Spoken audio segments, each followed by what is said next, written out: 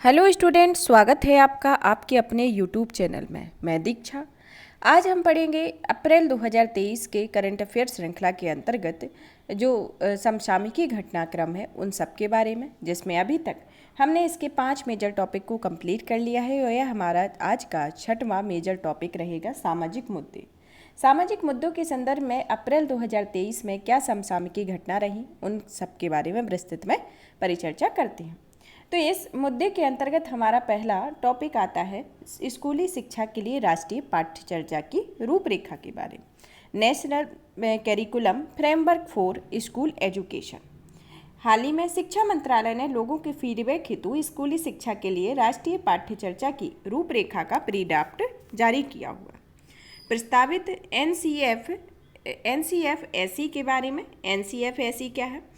इसका उद्देश्य राष्ट्रीय शिक्षा नीति 2020 के अनुसार पाठ्यपुस्तकों और पाठ्यक्रमों के विकास का मार्गदर्शन करना है और इसे अंतिम बार 2005 में संशोधित किया गया था और एनसीईआरटी की पाठ्यपुस्तकों के मौजूदा सेट में इसका उपयोग करके तैयार किए गए थे। प्रस्तावित एनसीएफ-एसी 3 से 18 वर्ष की आयु वर्ग के विद्यार्थियों के लिए है। सीबीएसई एवं अन्य राज्य बोर्डों द्वारा एनसीएफ-एसी को अपनाए जाने के बाद यह कक्षा के अन्य विविध पहलुओं को भी पुनर्गठित करेगा और इन पहलुओं में विषय की पसंद, शिक्षण का पैटर्न और छात्रों का आकलन भी इसके अंतर्गत शामिल है। अब आता है, सबसे पहले तो देख लेते हैं कि एनसीएफ-एसी है क्या। इसमें राष्ट्रीय पाठ्यक्रम की रूपरेखा और राष्ट्रीय शिक्षा नीति 2020 के बारे में पढ़ते हैं कि यह क्या है। राष्ट्रीय शिक्षा नीति के में शिक्षा नीति देश में शिक्षा के विकास का मार्गदर्शन करने का व्यापक ढांचा है और यह ढांचा शिक्षा के विकास का मार्गदर्शन करता है और शिक्षा को विनियमित करने और बढ़ावा देने के लिए दिशा निर्देश प्रदान करता है। राष्ट्रीय शिक्षा नीति का उद्देश्य 4 राष्ट्रीय पाठ्यचर्या की रूपरेखा तैयार करना है और इसके लिए शिक्षा मंत्रालय तथा राष्ट्रीय शैक्षणिक अनुसंधान और प्रशिक्षण परिषद द्वारा इसे संयुक्त रूप से एक व्यापक रणनीति तैयार की गई है।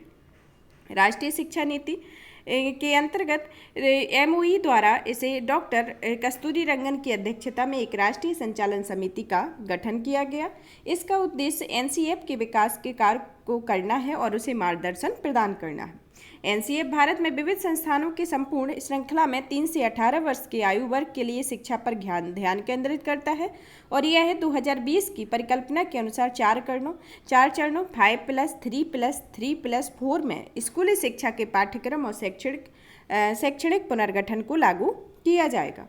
प्रारंभिक बाल्यावस्था देखभाल और शिक्षा के लिए राष्ट्रीय पाठ्यचर्या की रूपरेखा पहले से ही तैयार है और शेष कार्य शिक्षण, शिक्षा और प्रौढ़ शिक्षा के लिए एनसीएफ में तैयार करने पर चल रहा है। एनसीएफ राष्ट्रीय शिक्षा नीति के उद्देश्यों और प्रतिबद्धताओं को जीवंत करता है, जैसे इसमें मानवीय क्षमताओं, मूल्यों और स्वभावों की पूरी श्रृंखला शामिल है और इन्हें स्कूली शिक्षा के अंतर्गत छात्रों में विकसित करने का लक्ष्य रखा गया है।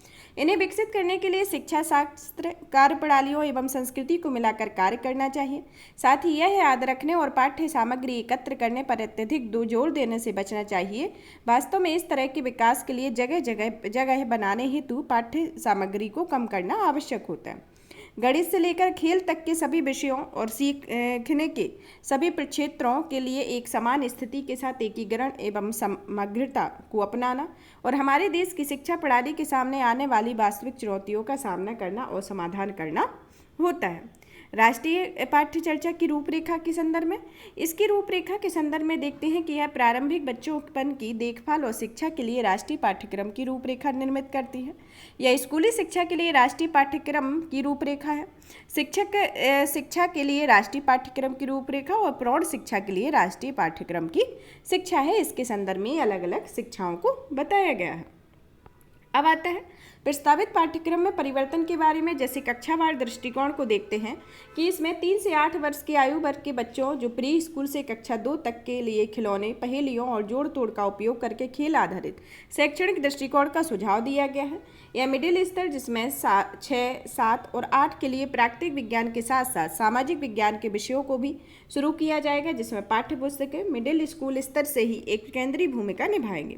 इसमें कक्षा 9 और 10 के लिए छात्रों को अलग अलग 8 पाठ्य चर्चा क्षेत्रों के अंतर्गत वर्गीकृत 16 पाठ्यक्रमों के अध्ययन पर करना होगा और साथ ही अंतिम प्रमाण पत्र प्राप्त करने के लिए 8 प्रश्न पत्रों को उत्तीर्ण करना भी होगा। सुझाई गई पाठ्य चर्चा क्षेत्र में आती है जैसे मानविकी, इसमें भाषाएं शामिल हैं, गणित और कंप्यूटिंग, व्यावसायिक शिक्षा, शारीरिक शिक्षा, कला, सामाजिक विज्ञान, विज्ञान और अंतर विषयक क्षेत्र इसके अंतर्गत आते हैं। 11वीं और 12वीं कक्षा के लिए समान विषयों से विकल्प आधारित पाठ्यक्रम प्रदान किए जाएंगे। साथ ही 12वीं कक्षा के लिए संचय ग्रेड अंकों के साथ परीक्षा की सेमेस्टर प्रणाली भी शुरू की जाएगी। कला, मानविकी और विज्ञान के क्षेत्र में कोई कठोर विचार नहीं किया गया है। इसमें कला, मानविकी और विज्ञान के बीच कोई कठोर विभाजन नहीं हुआ, जिसमें छात्रों को मिश्रित पृष्ठभूमि के तहत विषयों को आगे जारी रखने का अवसर प्रदान किया जाएगा। शैक्षणिक वर्ष और स्कूल कार्यक्रम के तहत इसमें एनसीएफ एक विशिष्ट रूपरेखा प्रदान करता है, जिसमें सुझाव दिया गया है कि शैक्षणिक वर्ष शिक्षा के सभी चरणों में 180 स्कूल दिवस या 34 सप्ताह तक होना चाहिए। इसमें विद्यार्थियों के लिए 29 घंटों वाले यानी 5.5 दिन के स्कूली पढ़ाई कार्यक्रम की मांग की गई है। इसमें एक कक्षा की अवधि 40 मिनट या 50 मिनट इसमें निर्धारित की गई है। इसके अंतर्गत अन्य सिफारिशों में देखते हैं कि वर्ष के अंत में एकल परीक्षा की बजाय मॉड्यूलर बोर्ड परीक्षाएं आयोजित की जाएंगी। एनसीएफ के प्री ड्राफ्ट में प्राचीन भारतीय परंपराओं के एकीकरण का प्रस्ताव है, जिसे कि 6 प्रमाण, जिसमें ज्ञान प्राप्त करने के तरीके तैत्तिरीय उपनिषद में नैतिक विकास के लिए वर्णित पंचकोश प्रणाली आदि है। इसमें मसौदे के ऐसे तरीके भी प्रस्तावित किए गए हैं जिनके माध्यम से भारतीय शिक्षा प्रणाली में वर्तमान और भविष्य के रुझानों की जरूरतों को पूरा करने के लिए सुधार किया जा सकता है। ये तरीके हमें हमारे मूल से जोड़े रखेंगे और ये बहुलवादी विश्व की बढ़ती मांगों के अनुकूल भी हैं इसके संदर्भ में। अब देखते हैं कि इसके पंचकोश विकास किस किस क्षेत्र में है, जिसमें पंचकोश विकास में आता है, पहला आता है अन्नमय कोश है, फिर आता है प्राणमय कोश, फिर मनोमय कोश, विज्ञानमय कोश और आनंदमय कोश होता है। कौन कौन सा कोश? अन्नमय, प्राणमय, मनोमय, विज्ञानमय और आनंदमय इसके पंचकोश विकास है। स्कूली शिक्षा के लिए एनसीएफ के महत्व के बारे में, प्रगति में समग्र के बारे में। प्रगति में समग्र में छात्रों को अलग अलग स्ट्रीम्स के तहत विविध विषयों को पढ़ने का अवसर प्रदान किया जाता है। सांस्कृतिक संबद्धता को आत्मसात करता है, जिसमें पाठ्यक्रम का लक्ष्य छात्रों को अपने सांस्कृतिक जुड़ाव को बेहतर ढंग से समझने में मदद करना है, ताकि वे बेहतर तरीके से इसका आनंद ले सके और इसका प्रचार कर सके।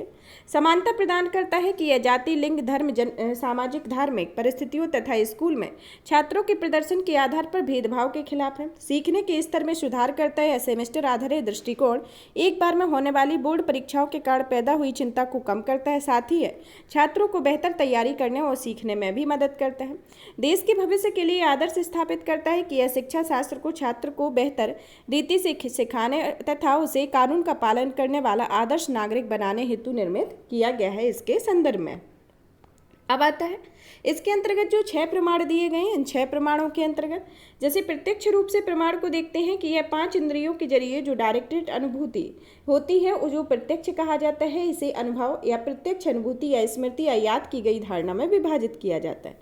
इसकी अर्थापत्ति में के संदर्भ में देखते हैं कि यह परिस्थिति के अनुसार व्यक्ति अनुमान से संदर्भित होता है। अनुमान में देखते हैं कि परिवेक्षणों से नए निष्कर्षों पर पहुंचने के लिए अनुमान का उपयोग किया जाता है। अनुपलब्धि के संदर्भ में यह गैर अस्तित्व की धारणा को ज्ञात एक मान रूप में माना जाता है और यह इसके उपनाम के संदर्भ में यह सादृश्य तथा तुलना के आधार पर माध्यम पर जानने पर आधारित होता है तथा इसके शब्द में इस तथ्य पर आधारित है कि एक व्यक्ति प्रत्यक्ष अनुभव या अनुमान के माध्यम से ही सभी सत्यों के एक खंड को ही प्रत्यक्ष रूप से जान सकता है, परंतु उसे अन्य विशेषज्ञों के कथनों को भी स्वीकार करना चाहिए। इसके संदर्भ में इसके मानदंड 6 प्रमाण दिखाए गए हैं।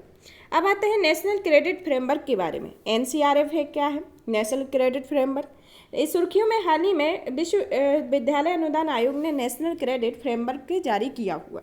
नेशनल क्रेडिट फ्रेमवर्क की पृष्ठभूमि के बारे में कि राष्ट्रीय शिक्षा नीति 2020 के लक्ष्यों को प्राप्त करने के लिए केंद्र सरकार ने एक उच्च स्तरीय समिति 2021 में गठन को मंजूरी दी है। यह समिति सामान्य व्यावसायिक शिक्षा प्रशिक्षण कौशल के लिए एक राष्ट्रीय क्रेडिट संचय और हस्तांतरण फ्रेमवर्क विस्तृत करेगी। इसके तहत एक उच्च स्तरीय समिति द्वारा इसे संयुक्त रूप से विकसित किया जाएगा और इस समिति में यूजीसी, अखिल भारतीय तकनीकी शिक्षा परिषद, राष्ट्रीय व्यावसायिक शिक्षा और प्रशिक्षण परिषद, एनसीईआरटी, शिक्षा मंत्रालय, कौशल विकास और उद्यमिता मंत्रालय, सीबीएसई आदि के सदस्य इसके अंतर्गत शामिल होते हैं। अब पढ़ते हैं नेशनल क्रेडिट फ्रेमवर्क के बारे में कि यह होता क्या है। नेशनल क्रेडिट फ्रेमवर्क यह स्कूली शिक्षा, उच्चतर शिक्षा और व्यावसायिक और कौशल शिक्षा के माध्यम से अर्जित क्रेडिट्स के रूप में इसको एकीकृत करने के लिए एक समावेशी एकल मेटा फ्रेमवर्क है। यह सभी शिक्षाओं के क्रेडिटाइजेशन और एकीकरण के लिए राष्ट्रीय क्रेडिट फ्रेमवर्क में उच्चतर शिक्षा, व्यावसायिक शिक्षा और कौशल शिक्षा तथा स्कूली शिक्षा के लिए एक योग्यता फ्रेमवर्क शामिल होंगे। अर्थात यह राष्ट्रीय उच्चतर शिक्षा योग्यता फ्रेमवर्क होगा, दूसरा राष्ट्रीय कौशल योग्यता फ्रेमवर्क होगा और तीसरा राष्ट्रीय पाठ्यक्रम या पाठ्य चर्चा फ्रेमवर्क जो राष्ट्रीय स्कूल शिक्षा योग्यता फ्रेमवर्क के अंतर्गत होगा। इसके दोनों के संदर्भ में है। यह फ्रेमवर्क स्कूली शिक्षा, उच्चतर शिक्षा, व्यावसायिक और कौशल शिक्षा के माध्यम से अर्जित क्रेडिट्स को एकीकृत करने का प्रयास करता है। इससे छात्रों के बीच लचीलापन और गतिशीलता सुनिश्चित हो सकेगी। यह क्रेडिट सिस्टम को अपनाने में स्कूलों, कॉलेजों और विश्वविद्यालयों द्वारा पालन किए जाने वाले दिशा निर्देश उपलब्ध कराएगा। यह विज्ञान, सामाजिक विज्ञान, कला, मानविकी तथा खेल के क्षेत्र में व्यावसायिक आधार पर बहुविषयक शिक्षा को सक्षम बनाने में शिक्षा को और अधिक समग्र बनाता है। यह फ्रेमवर्क आईआईटी, आईआईएम, एनआईटी एवं अन्य राष्ट्रीय महत्व के संस्थानों द्वारा पालन किए जा रहे मौजूदा नियमों, दिशा निर्देशों और योग्यता ढांचे के आधार पर बनाया गया है और ऐसा इसलिए किया गया है ताकि उच्चतर शिक्षा, स्कूली शिक्षा, व्यावसायिक शिक्षा के क्षेत्र में मल्टीपल एग्जिट विकल्प उपलब्ध और सुलभ और लागू हो सके। इसका उद्देश्य अलग अलग उद्योगों के बारे में छात्रों को कौशल और इन हैंड अनुभव प्रदान करना और इससे भी उद्योगों की जरूरतों के हिसाब से अधिक योग्य बनने के लिए बेहतर ज्ञान और कौशल प्राप्त करने के लिए सक्षम हो जाएंगे। अब पढ़ते हैं एनसीआरएफ की विशेषताओं के बारे में कि इसकी विशेषताएं क्या हैं। जैसे क्रेडिट सिस्टम के बारे में, यह शिक्षा के स्तरों को 8 स्तरों में विभाजित करता है, जिसके अंतर्गत आता है कि स्कूली शिक्षा जो 1 से 4 स्तर के अंतर्गत आती है, 4.5 से 8 तक उच्चतर शिक्षा के संदर्भित किया गया है। व्यावसायिक शिक्षा के प्रशिक्षण के लिए 1 से 8 स्तर के अंतर्गत रखा जाता है। अकादमिक शिक्षा, व्यावसायिक शिक्षा, प्रशिक्षण, कौशल शिक्षा के पूरा होने के बाद अर्जित क्रेडिट्स को एकेडमिक बैंक फॉर क्रेडिट्स में संग्रहित किया जाएगा। क्रेडिट अर्जित करने के अलग अलग साधन, जैसे एक छात्र 3 अलग अलग माध्यमों से क्रेडिट अर्जित कर सकता है। पहला शैक्षणिक शिक्षा पूंजी करके, दूसरा व्यावसायिक शिक्षा प्रशिक्षण कौशल कार्यक्रम में गुजर कर और तीसरा उद्योगों से प्राप्त प्रासंगिक अनुभव और प्रवीणता स्तर जैसे अनुभवात्मक शिक्षण को ग्रहण करके। अर्जित क्रेडिट के एकीकरण के संदर्भ में इसका उद्देश्य NHEQF, NSQF, NSEQF को शामिल करके स्कूलों, कॉलेजों, व्यावसायिक और कौशल शिक्षा के माध्यम से अर्जित क्रेडिट्स को एकीकृत करना है। मल्टीपल एग्जिट विकल्प के बारे में, यह एक से अधिक बार प्रवेश करने और बाहर निकलने के विकल्पों के माध्यम से आजीवन सीखने में सक्षम बनाता है। ऐसा इसलिए क्योंकि यह क्रेडिट ट्रांसफर तंत्र का एक छात्र को अपने करियर के दौरान किसी भी समय शैक्षणिक पारितंत्र में प्रवेश करने, बाहर निकलने और फिर से प्रवेश करने में सक्षम बनाता है। गौरतलब है कि यह मौजूदा नियमों, दिशा निर्देशों, योग्यता ढांचे के आधार पर तैयार इस फ्रेमवर्क का पालन आईआईटीज, आईआईएम, एनआईटीज और राष्ट्रीय महत्व के अन्य संस्थानों द्वारा किया जा रहा है। अनुमानित सीखने की घंटे की अवधारणा के आधार पर यह उस समय को भी संदर्भित करता है जब एक औसत छात्र को सभी कक्षाओं में भाग लेने, परीक्षण करने, उपस्थित होने और असाइनमेंट जमा करने की आवश्यकता होती है, जिसमें स्कूल, कॉलेज, व्यावसायिक और कौशल शिक्षा के लिए कुल सांकेतिक शिक्षण घंटे 12 घंटे प्रति वर्ष के आधार पर निर्धारित किए जाते हैं। इसके ये मुख्य विशेषता है। इसके संदर्भ में इसके जो नेशनल क्रेडिट फ्रेमवर्क की आवश्यकता क्यों है, इसके एक पहलू को देख लेते हैं कि आखिर इसकी आवश्यकता क्यों है। नई शिक्षा नीति 2020 के उद्देश्यों को पूरा करने के लिए पहला तो ये है, दूसरा ये कि सकल नामांकन अनुपात को बढ़ाने के लिए, तीसरा विद्यार्थियों की रोजगार क्षमता को बढ़ाने के लिए और चौथा आजीवन सीखने या लर्निंग में सक्षम बनाने के लिए और छठवां इसके अंतर्गत आता है कि सामान्य व्यवसाय को प्रयोगात्मक शिक्षा एकीकृत करने के संदर्भ में इसकी आवश्यकता है। अब एनसीआरएफ के लाभ के बारे में देखते हैं कि विद्यार्थी को क्या लाभ होते हैं, सरकार को क्या लाभ होते हैं, उद्योग को क्या लाभ होते हैं और संस्थान को क्या लाभ होते हैं। सबसे पहले देखते हैं विद्यार्थी के बारे में, इसको कि क्या एनसीआरएफ से क्या लाभ होते हैं। विद्यार्थी को सीखने में लचीलापन होगा, बहुविषयक कौशल प्राप्त होगा, आजीवन सीखने को सक्षम बनाता है और व्यक्तित्व की समग्र विकास होता है। सरकार के संदर्भ में इसको विद्यार्थियों के नामांकन में वृद्धि होगी, अधिक कुशल और दक्ष कार्यबल होगा, दुनिया भर में निवेश को आकर्षित करता है। उद्योग के संदर्भ में यह कुशल या दक्ष कार्यबल होगा, प्रशिक्षण लागत में कमी आएगी, कार्यबल को बेहतर दक्षता होगी और नवाचार की बेहतर संभावनाएं होंगी। संस्थान के संदर्भ में यह सरल और समान ऋण व्यवस्था इसके अंतर्गत होगी। संस्थानों में सभी आयु वर्ग के विद्यार्थियों का अधिक आगमन होगा और अनुसंधान और नवाचार पर अधिक जोर दिया जाएगा या संस्थान के संदर्भ में लाभ होंगे। तो यह प्रत्येक क्षेत्र में प्रत्येक स्तर पर अलग अलग तरीके से लाभ इससे प्राप्त होंगे। अब आता है, इसको निष्कर्ष के तौर पर समझते हैं कि ये एनईपी को अधिक प्रभावी बनाने के लिए एनसीआरएफ का एक आवश्यक कदम है, ताकि भारत के सभी पहलुओं में बदलने के लिए जनसांख्यिकी लाभांश का वास्तविक लाभ प्राप्त किया जाए। तो इसके निष्कर्ष के रूप में इसको बताया गया है। अब आता है 2019-20 में 7वां राष्ट्रीय स्वास्थ्य लेखा अनुमान के बारे में। हाल ही में 2019-20 के लिए 7वां राष्ट्रीय स्वास्थ्य लेखा अनुमान जारी किया गया है। स्वास्थ्य प्रणाली और स्वास्थ्य रेखा फ्रेमवर्क के बीच संबंध के बारे में देखते हैं। इसमें स्वास्थ्य प्रणाली के कार्य, स्वास्थ्य लेखा आयाम, स्वास्थ्य उपकरण के उद्देश्य और उसके मूल उद्देश्य के बारे में समझते हैं। जैसे स्वास्थ्य प्रणाली के कार्य के संदर्भ में देखते हैं, जैसे गवर्नेंस का नेतृत्व होना चाहिए, मानव भौतिक को ज्ञान आधारित संसाधन तैयार होना चाहिए, वित्त पोषण, संग्रह, पूलिंग और खरीदारी होनी चाहिए, व्यक्तिगत और व्यापक आधार पर सेवा की डिलीवरी होनी चाहिए। स्वास्थ्य लेखा के आयाम के संदर्भ में इसमें खपत होनी चाहिए, प्रावधान है और वित्त पोषण है, जिसमें स्वास्थ्य देखभाल इसके एक ट्रायंगल के रूप में इसको संदर्भित करता है। स्वास्थ्य उपकरण और उसके उद्देश्यों के बारे में, जैसे सेवाओं की गुणवत्ता होना, उपलब्धता सुनिश्चित होना, उपयोग में समानता होना, प्रणाली की दक्षता होना, पारदर्शिता और जवाबदेही का होना और उसके साथ ही नवाचार की भी विकसित होना है। यह स्वास्थ्य उपकरण और उसके उद्देश्य हैं। इसके मूल उद्देश्यों में आते हैं जैसे स्वास्थ्य में समानता, वित्तीय जोखिम में संरक्षण और प्रतिक्रियाशीलता इसके अंतर्गत आते हैं। अब पढ़ते हैं राष्ट्रीय स्वास्थ्य लेखा अनुमान के बारे में। राष्ट्रीय स्वास्थ्य लेखा अनुमान, इसका प्रकाशन स्वास्थ्य और परिवार कल्याण मंत्रालय के द्वारा किया गया है। इसे राष्ट्रीय स्वास्थ्य प्रणाली संसाधन केंद्र ने तैयार किया है। यह राष्ट्रीय स्वास्थ्य प्रणाली संसाधन केंद्र को स्वास्थ्य और परिवार कल्याण मंत्रालय ने 2014 में राष्ट्रीय स्वास्थ्य लेखा के तकनीकी सचिवालय के नाम से नामित किया था। इस कार्य में इसे एनएचए संचालन समिति और भारत के लिए एनएचए विशेषज्ञ समूह का मार्गदर्शन एवं समर्थन प्राप्त हुआ था।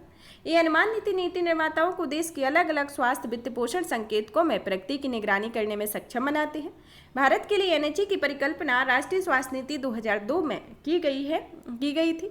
यह विश्व स्वास्थ्य संगठन के सिस्टम ऑफ हेल्थ अकाउंट 2011 के फ्रेमवर्क पर आधारित है।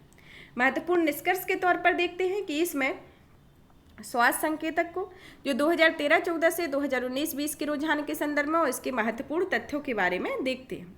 इसके 2000 स्वास्थ्य संकेतक जैसे घरेलू उत्पाद और प्रति व्यक्ति आय के प्रतिशत में कुल स्वास्थ्य व्यय कितना है। 2013-14 की तुलना में 2019-20 के रुझान में देखते हैं कि जीडीपी के प्रतिशत के रूप में कुल स्वास्थ्य व्यय 4% से कम होकर 3.3 मतलब 3.3% हो गया है। प्रति व्यक्ति कुल स्वास्थ्य व्यय 3,638 से 4,863 रुपये हो गया। इसके महत्वपूर्ण तथ्य में देखते हैं कि यह कुल स्वास्थ्य व्यय में बाहरी निधियों सहित सरकारी और निजी स्रोतों द्वारा किए गए वर्तमान और पूंजीगत व्यय इसके अंतर्गत शामिल है। अब आता है कुल स्वास्थ्य व्यय के प्रतिशत के रूप में वर्तमान स्वास्थ्य व्यय, इसमें 93% से घटकर 90.52% हो गया है। वर्तमान स्वास्थ्य व्यय स्वास्थ्य देखभाल उद्देश्यों को बार बार होने वाले व्यय को शामिल करता है और यह स्वास्थ्य देखभाल पर होने वाली सभी पूंजीगत व्यय को भी जुड़ा होता है। अब आता है कुल स्वास्थ्य व्यय के प्रतिशत के रूप में सरकारी स्वास्थ्य व्यय के संदर्भ में। इसमें 2014-15 से 2019-20 के संदर्भ में देखते हैं कि इसमें यह 28.86 से बढ़कर 41.41% हो गया है। और इसके महत्वपूर्ण तथ्य में आता है कि यह सरकारी स्वास्थ्य व्यय में अर्ध सरकारी संस्थानों और गैर सरकारी संगठनों के माध्यम से दिए जाने वाले दान सहित संघ, राज्य और स्थानीय सरकारों द्वारा वित्त पोषित व प्रबंधित सभी योजनाओं के तहत किए गए व्यय इसके अंतर्गत शामिल होते हैं।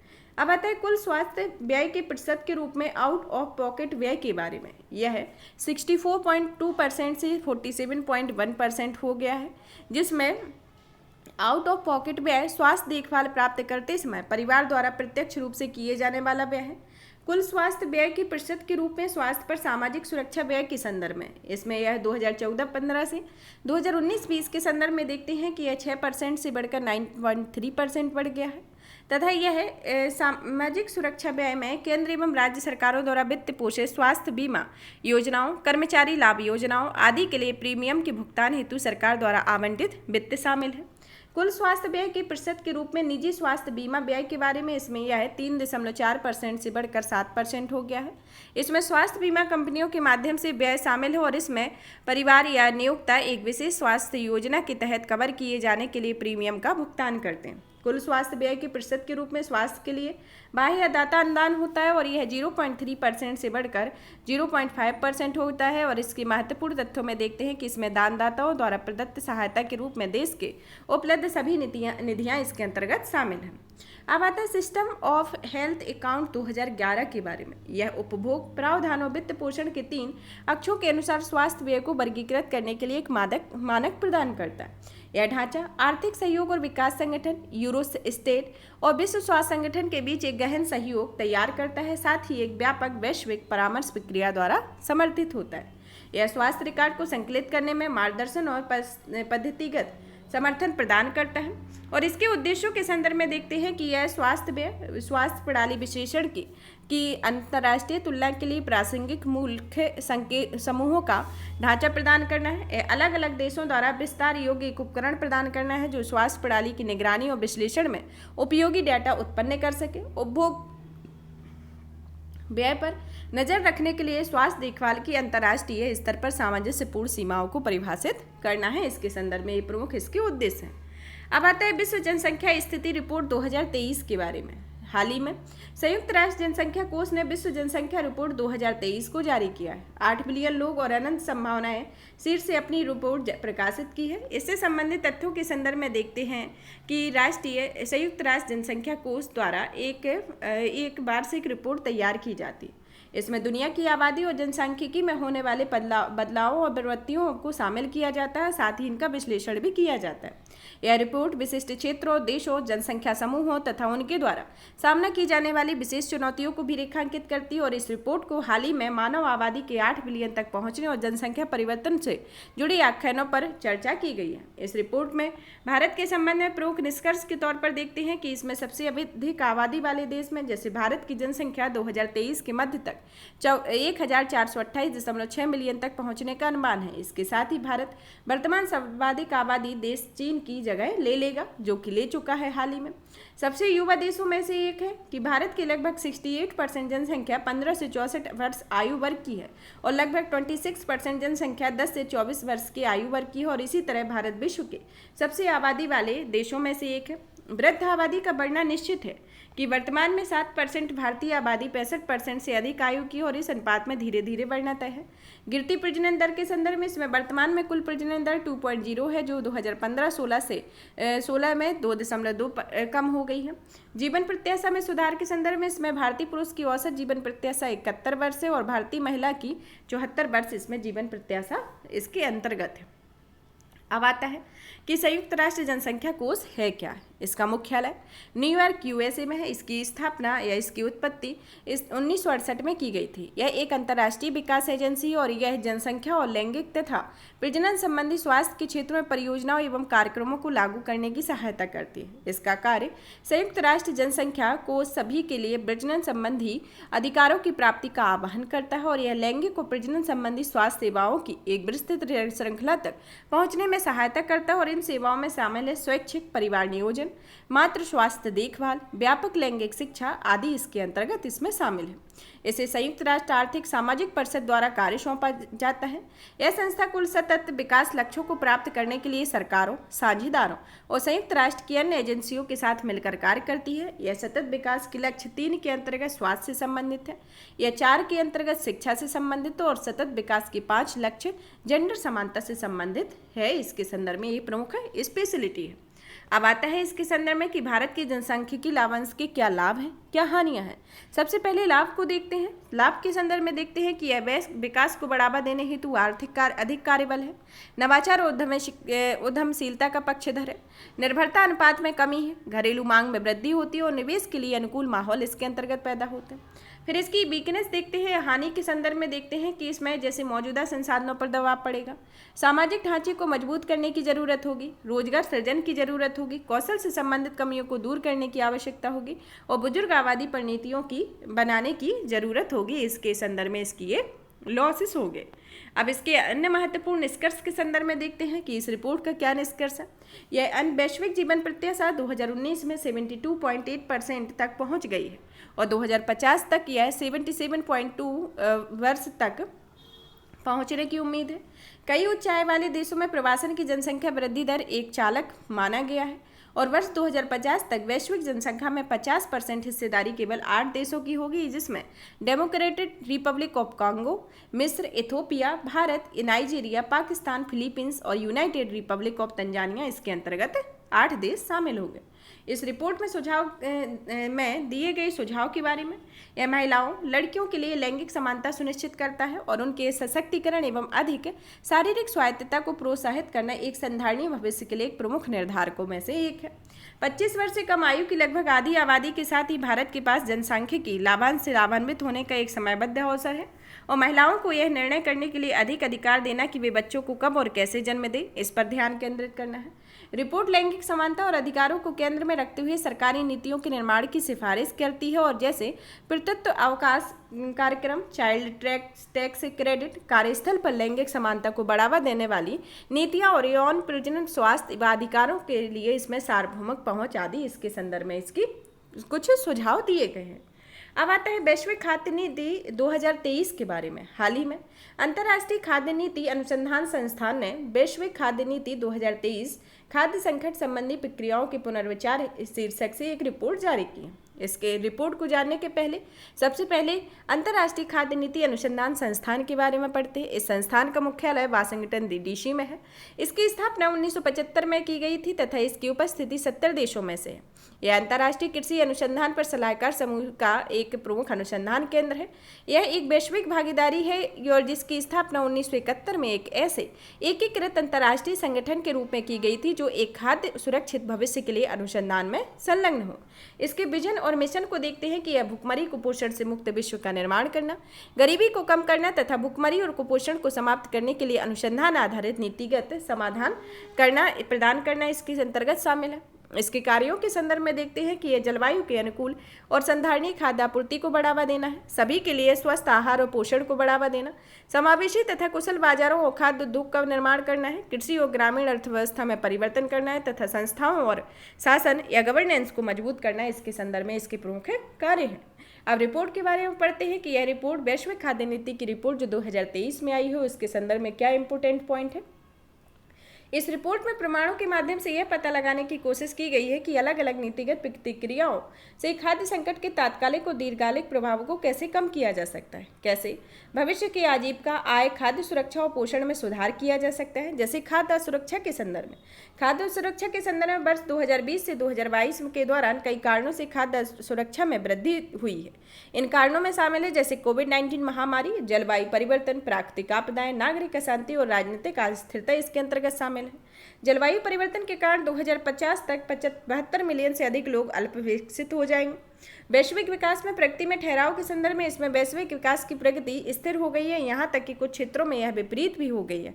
ऐसी महामारी के प्रकोप के कारण और इससे उपलब्ध भोजन की मात्रा और गुणवत्ता दोनों ही प्रभावित हुई है। खाद्य पदार्थों की कीमतों की वृद्धि के संदर्भ में कि कोविड-19 की रिकवरी में आपूर्ति संबंधी बाधाओं और रूस यूक्रेन युद्ध के कारण जो 2021-22 के संदर्भ में खाद्य कीमतों में वृद्धि हुई है और कई देशों में जरूरी खाद्य पदार्थों की कीमतों में कम से कम 10% की वृद्धि हुई है। इससे कई लोगों के भोजन अवहनीय हो गया। आपदा प्रबंधन में महिलाओं के कम प्रतिनिधित्व में भागीदारी की इसमें आपदा प्रबंधन में महिलाओं के विचारों की उपेक्षा की जाती है और उन्हें परियोजनाओं के लिए डिजाइन में शामिल नहीं किया जाता है। भुखमरी और कुपोषण का सामना करने वाली विस्थापित आबादी के संदर्भ में इसमें विश्व में विस्थापित लोगों के लगभग 4.5 हिस्से में तीव्र भुखमरी और कुपोषण का सामना किया है। रिपोर्ट के मुख्य निष्कर्ष के रूप में देखते हैं इसके क्षेत्र उपाय, जैसे क्षेत्र में खाद्य प्रणाली की आपूर्ति और मूल्य संबंधी आघातों के प्रति अगर सक्रिय प्रतिक्रिया के संदर्भ में देखते हैं कि यह खाद्य प्रणाली की आपूर्ति और मूल्य संबंधी आघातों के प्रति अधिक अगर सक्रिय प्रतिक्रिया के साथ साथ निम्नलिखित 3 प्रमुख क्षेत्रों पर ध्यान केंद्रित करती है, जिसके अंतर्गत पहला क्षेत्र आता है खाद्य संकट और पूर्वानुमान और तैयारी करना। दूसरा आता है संकट से पहले और दौरान प्रणाली को आघात सहनीय अपनाना और संकट से निपटने में सहायता करना। इससे महिलाओं, विवश प्रवासियों व अन्य कमजोर या सुवेद्य समूहों को शामिल करना इसके अंतर्गत शामिल है। अब आता है जोखिम निगरानी के संदर्भ में। जोखिम निगरानी अकाल की घोषणा के लिए प्रोटोकॉल को संशोधित करने की जरूरत है ताकि संघर्ष प्रभावित स्थानों में इसकी घोषणा की जा सके। फिर आता है मानवीय प्रतिक्रिया के संदर्भ में। इसमें ऐसे उपायों को अपनाया जाए जिसमें मानवीय विकास शांति के उद्देश्यों की झलक दिखे। इससे कुछ उदाहरण जैसे पोषण, संवेदनशील कार्यक्रम, स्थानीय खरीद का उपयोग आदि इसमें शामिल होता है। फिर आता है लचीली खाद्य प्रणालियों का निर्माण के संदर्भ में। इसमें आघातों के प्रकार, विशेष संदर्भों और मूल्य श्रृंखला के आधार पर प्रभावी कदम उठाए गए हैं।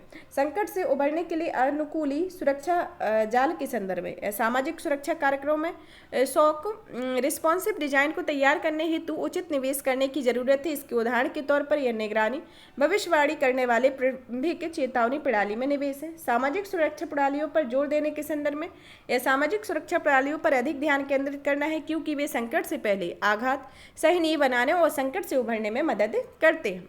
अब संक्षिप्त सुर्खियों के बारे में देखते हैं कि इसके अंतर्गत कौन कौन सी सुर्खियां आई हैं। पहली आती है ट्रिपल थ्रेट रिपोर्ट के बारे में। ट्रिपल थ्रेट रिपोर्ट संयुक्त राष्ट्र बाल कोष या यूनिसेफ ने एक रिपोर्ट जारी की है। इस रिपोर्ट में बच्चों द्वारा सामना किए जाने वाले जल, साफ सफाई और स्वच्छता से संबंधित खतरों के तिहरे बोझ को परीक्षण करना है। यह वॉस जो जल, साफ सफाई और स्वच्छता, सुरक्षित पेयजल तक पहुंच, बेहतर साफ सफाई सुविधाओं तक पहुंच और स्वच्छता के बुनियादी स्तर को बनाए रखने के लिए उपयोगी की जाने वाली एक सामूहिक शब्दावली है।